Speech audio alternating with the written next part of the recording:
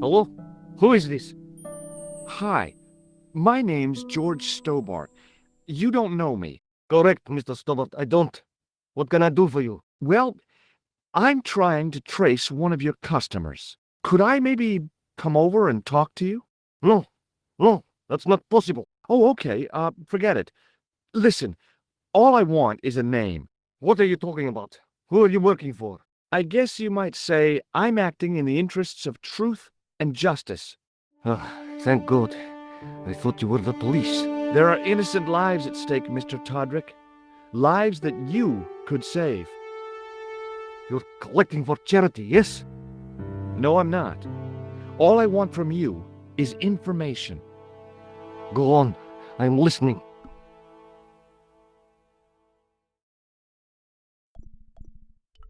What do you know about the clown who bombed the Café de la Chandelle Verte? I don't have no idea what you're talking about. You're cool, Todrick. But I think you know more than you're saying. I don't know who you be, but sure I am you don't know what you're talking about. I don't know if you're saying that to make me think you don't know what I mean, but, this is ridiculous. Quit playing games with me, Todrick. I tell you, I know nothing about no clown. Did you know that one of your customers was a part-time clown? If a guy feels happy with a funny nose and custard down his pants, what's the problem? Do you know a guy called Plantar? No, I never heard of him. Shall I tell you what happened to Plantar? How he was killed in cold blood? I told you, I never heard of Plantar. I expect Plantar's a family man, don't you? In their little apartment, Madame Plantar is cooking the supper, listening for the familiar sound of her husband's key in the door. Junior is waiting for his daddy to come home from work. He can't wait to show him the merit marks he earned in school today. Only tonight, Monsieur Plantar won't be coming home. You forgot the puppy. Huh? The faithful puppy dog, waiting for the sound of his master's voice. Well, maybe they don't have a dog. What do you think? I don't know, Plantar. I never heard of Plantar. None of this has anything to do with me. Thanks for nothing, Todrick.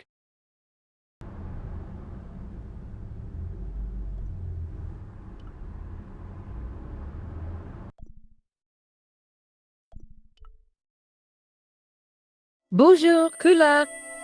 It's me again, George Stobart. Hi, George. Any news? You bet. I met a witness who spoke to the clown. And I know where the killer gets his suits. No kidding. Hey, I'm impressed. You are? Well, it wasn't easy. Look, why don't you come here to my apartment? Fine. Where do you live? 361 Rue Jarry. Okay, I'll come right over.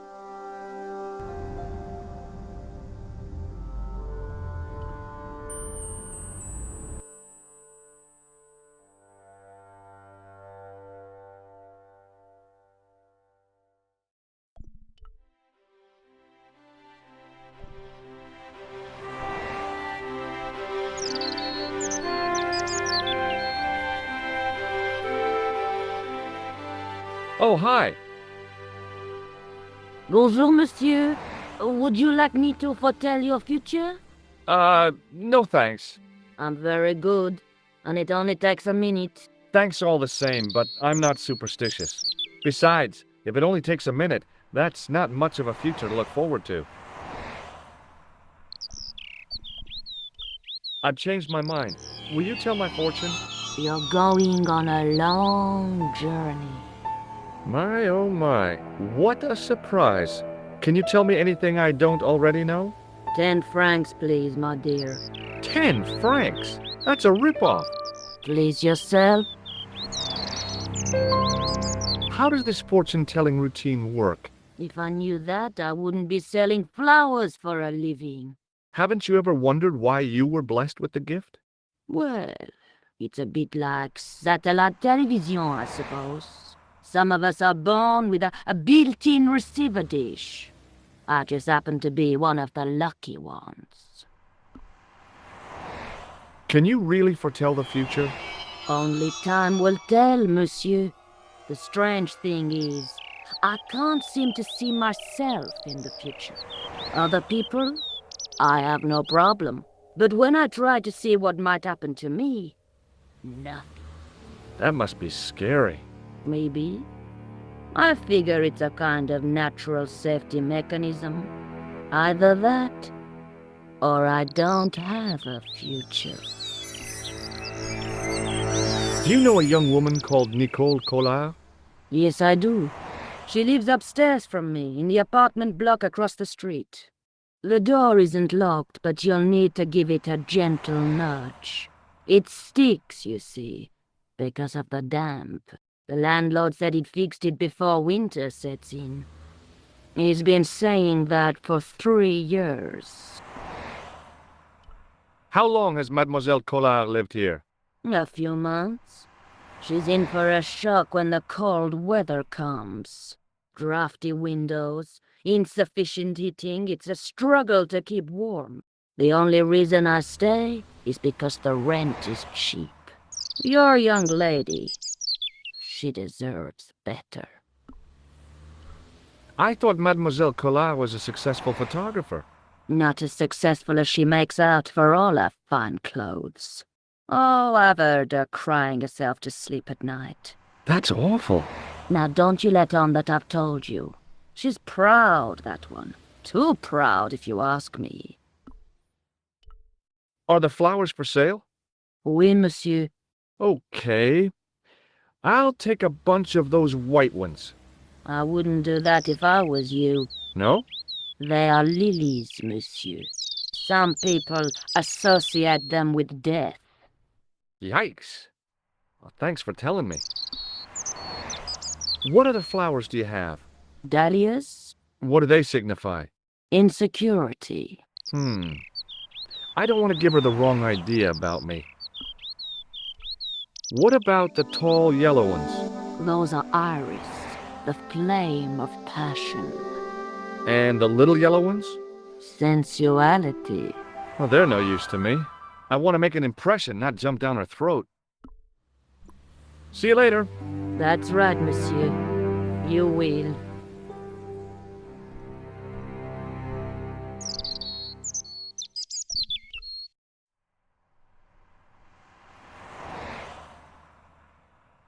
It wasn't the style of the clothes in the shop that caught my eye, but the prices. The same amount of money would feed a starving family for the rest of their lives. I guess people who buy that kind of stuff don't have a problem with their consciences.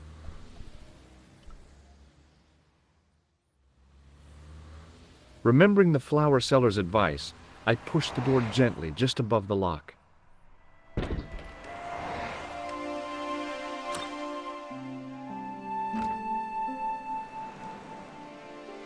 Bonjour.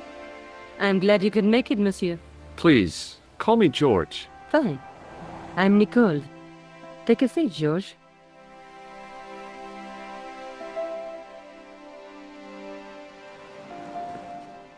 Eh bien? And what have you been up to? I've been exploring the sewers beneath the cafe. I thought I could smell something bad. The clown used the sewer to escape and to change out of his costume. I guess he was in a hurry. He left his jacket behind. And? I got his tailor's phone number. What's more, I know where he hired the clown suit, too. You had better luck than I did. Luck, she said. Luck! Hard work, I'd call it. What happened? I took my photographs to the editor, but he wasn't interested. Can you believe it? He told me to drop his story. But you're not about to do that. Oh no. I am going to find out what's behind these killings. You know what I think? It's a conspiracy. The police in 3 different countries have kept very quiet about the murders. The press don't connect them at all. They blame them on political, religious, or militant minority extremists. That covers just about everyone. You speak very good English for a French girl. Thanks. You speak very good English for an American. How did Plantar get your name? For the newspaper, La Liberté, they had written an article linking 2 unsolved murders, one in Italy and the other in Japan. The cases were remarkably similar. A wealthy victim, no apparent motive, and a costume killer. Planta said he could supply me with more information. Somehow, the clown must have known about our appointment. Tell me more about the clown's previous victims. The first was Arno Bellotta, the millionaire pharmaceutical baron. He made his money from amphetamines in the post-war slimming and diet boom. Imagine it! Millions of housewives literally speeding their butts off. Was he killed for his money? No. He had no living relatives, and his fortune went to the orphanage where he grown up. The only witness in the case was his Filipino au pair. She swears he was led to his death by a snowman.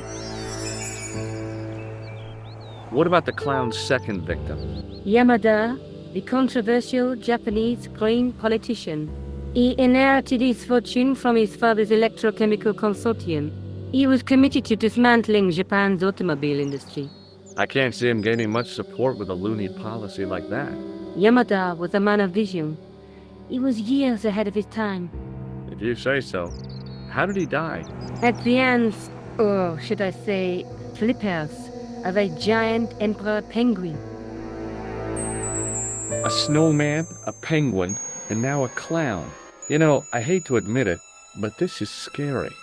And I'll tell you what, I won't be accepting any invitations to costume parties. I don't blame you for being scared.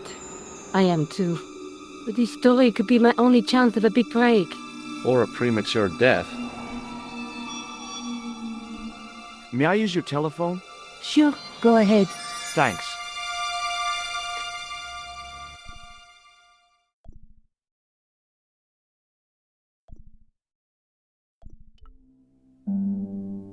Hello? Who is this? Mr. Todrick? Oh, it's you again. What now? Forget it.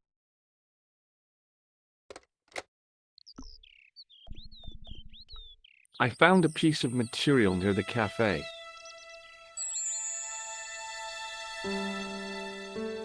When I showed it to the concierge, he recognized it right away. It's very distinctive, all right.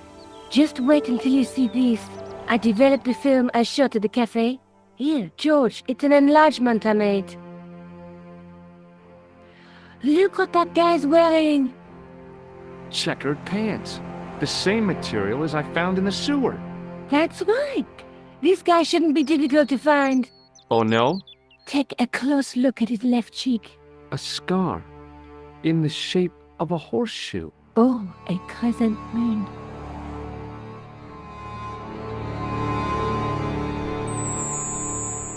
How come you enlarged this photograph of me? Because I noticed the guy behind you, of course. I found this tissue down the sewer. Oh, that's disgusting, George. I think the stuff on it is grease paint, like actors use. Or clowns. It's still disgusting. Get rid of it. I found this false nose in the sewer. It has La Risée du Monde printed inside it. The laughing stock of the world. It's a costume shop near the Gare Saint-Lazare. I'll check it out. Maybe the owner remembers who hired the clown costume.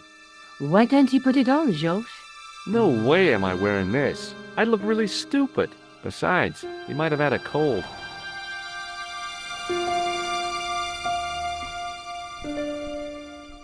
Tell me more about yourself. Oh, there is not much to tell. Well, how did you get into photography? I guess I owe that to my father. He bought my first camera. I was 8 and my parents had just split up. Did you live with your father? Yes, my mother went off with her new boyfriend. I don't mind. Papa was all I needed. 4 years later, he died in a plane crash. Ah, I'm sorry. Well, it's all right. I don't mind talking about him. He was more like an older brother, really, always joking and laughing. Papa always wanted I should study art. That's why I went to college. Did you learn about photography at college? Oh, God, no. I couldn't afford the materials. We were billed for everything we used, paint, canvas, paper. Most of my year turned to minimalism. It was cheaper. I used to go poaching in the park for squirrel hair. The only time I wasn't hungry was the term I did printing. I used to eat the potatoes. You're making fun of me, aren't you? Oh no, Do you have a boyfriend? that's none of your business. I'm going back out to search for that clown. Where? I guess I could visit the costume shop. Good idea.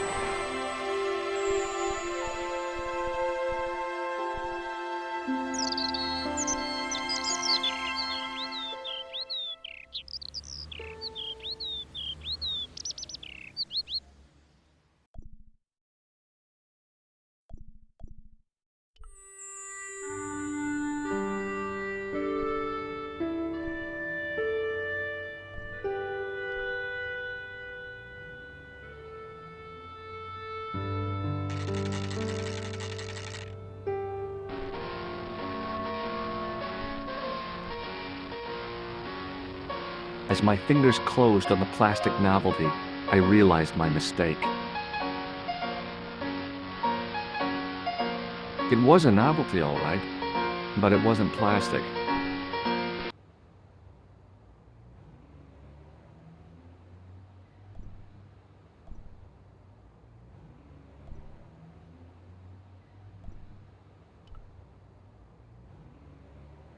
Excuse me. Bonjour, monsieur. Please, come in. Welcome. Leave the mundane world behind, but in these four walls, fantasy is king. I don't want a costume. Didn't you ever dress up when you were a child? Not that I remember. Incredible! You'll be telling me next that you never shared your elder sister's lingerie. I don't have a sister, and I think I'd look pretty silly in a brassiere. I just need some information. Of course. How can I help you? I'm looking for a man who hired a clown costume from you. Oui, monsieur. I do not see how I can help. Don't you keep a record of costumes that you've rented out? Of course, monsieur, but... Well, then I'd like to check your records. Give me the names of everyone who's rented a clown suit. Impossible. There are too many. The clown I'm looking for is a cold-blooded killer. Give me his name, and I'll see he's brought to justice. I'd help you if I could, but you can't expect me to remember all my customers. You see, the clown costume is our most popular line, monsieur. On average, we hire out more than 30 clown suits a week. You'll have to give me more to go by. A description, perhaps? Do you recognize this man? Ah oui, he was here this morning. How come clowns are so popular? I think it has something to do with their unpredictable nature. Personally, I think clowns should be banned, along with mimes. Oh, come now. Who doesn't love clowns? Me, for one. Have you heard of a man named Plantile? I do not recall anyone of that name. Are you sure this is the man who bought grease paint? Oui, monsieur. Does this dirty tissue mean anything to you? Let me smell that.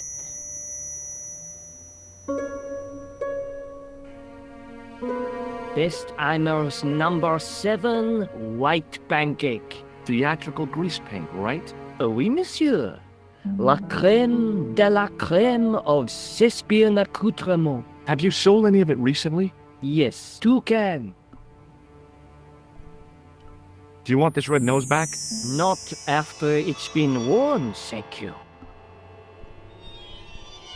Are you sure this is the man who bought grease paint? Oui, monsieur. He chose 2 costumes. Bozo the clown and Seamus the pixie. A pixie? Very smart. Green silk with a taffeta lining. He gave me his name as Monsieur Khan. Are you sure this is the same man who hired the clown suit? Certainement, Monsieur K. About this tissue. I have already given you my professional opinion. Thanks for your help, buddy. My pleasure, monsieur. Allow me to shake you by the hand. Huh? Well, okay.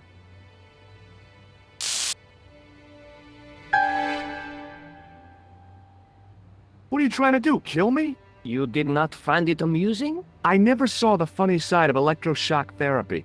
Eh bien, it is yours to keep. A gift? Do I need a license? No, but I give you a word of warning, monsieur. What? Remember to switch it off before you visit the toilet.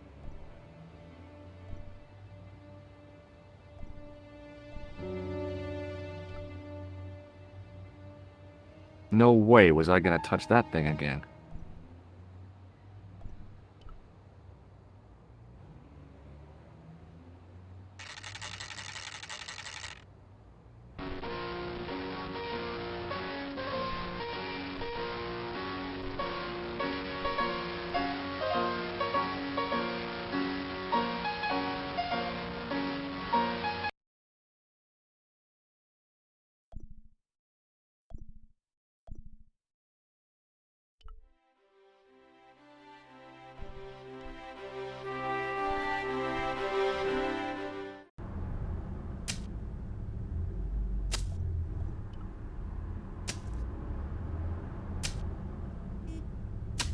Hi. You're the guy who gave me the tip, aren't you? Huh? The racehorse. Salahuddin. Oh. Yeah, but I put every franc I had on that horse. listen, My lifetime savings, next month's rent, everything. Oh, God. She won by 3 lengths. I'm a rich man. Call me Lucky George, the punter's friend. So how come you're still here? Ah, I'm not going to let my newfound wealth change me, not one bit. I bought this hole, fittings and all. Now I can come and go as I please. No more clocking on or completion schedules. No foreman breathing down my neck. Thanks to you, I've found paradise. I'm getting a mushy feeling in my chest. But not half as mushy as your head. What do you want now? Do you recognize the man in this photograph? No, I don't. Would you like to shake hands with me? No, I wouldn't. One of the real pleasures of being rich is not having to be polite. I gotta go. Don't let me keep you.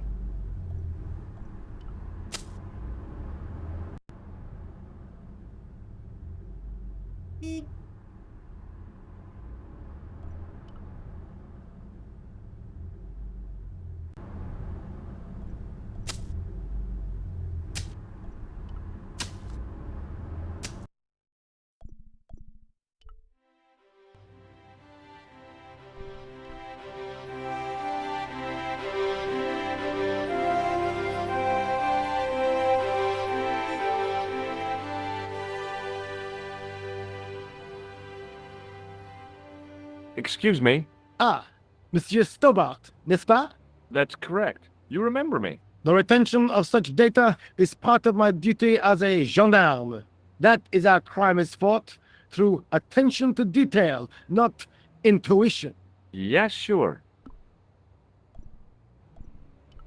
Is Rosso here? Yes, he is. You wish to speak to him? Yes, I do. One moment, monsieur. Stobart is here to see you, monsieur. Did he say what it was about? No, monsieur. Very well.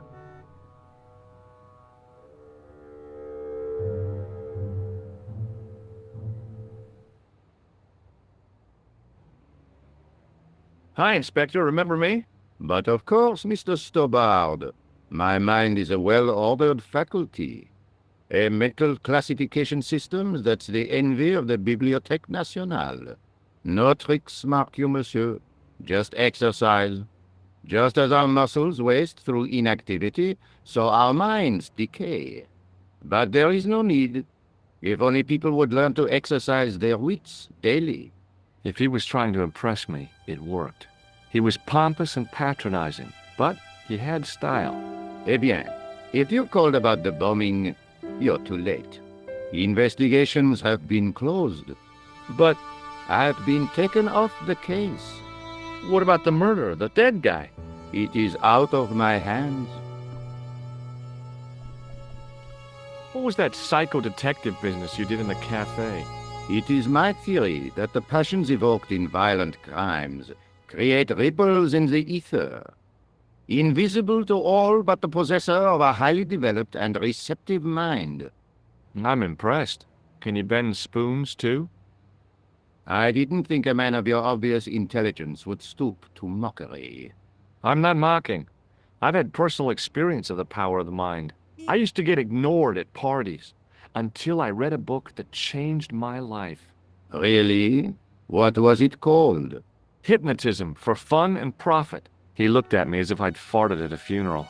The power of mesmerism is a rare gift, not a party trick. You're not going to try any of that psychic interrogation on me, are you? Do you find the thought of my probing distasteful? Let's just say I'd rather you didn't. I've got more doubts than doubting Thomas when it comes to mysticism. Too bad. I think you would make an interesting subject under controlled regression. The day I let anyone mess with my mind hasn't dawned yet. Did you find out the ID of the guy who was killed in the explosion? I already knew who he was. I heard that the bomb victim's name was Plantar. Your sources are reliable. He was a big shot at the Treasury, wasn't he? Maybe that's why you've been taken off the case. I'm sorry, monsieur. I cannot comment. Don't you want to know what I found out about the killer? I told you, monsieur, the case is closed. I have washed my hands of the whole affair. Then I'll have to continue my investigations without your help. No. You must forget the business of the clown completely. Go back to being an ordinary tourist, Stobard. Do you recognize the man in this photograph? No. It's the face of a killer. The man who bombed the cafe? The photograph was taken soon after the explosion. He'd escaped through the sewers, leaving a trail of clues behind him. Circumstantial evidence, Stobard. None of it proves a thing. Would you care to shake my hand, Inspector? Please don't be offended if I decline your offer, Stobard. The palms of my hands are particularly sensitive. Did I show you this photograph? Oui? You're still convinced he is the killer? Absolutely. I found this tissue in the sewer. It would have been best if you'd left it there. Does this red nose mean anything to you? I'd imagine it means you have not given up your pursuit of the clown. You're absolutely right. So long, Inspector.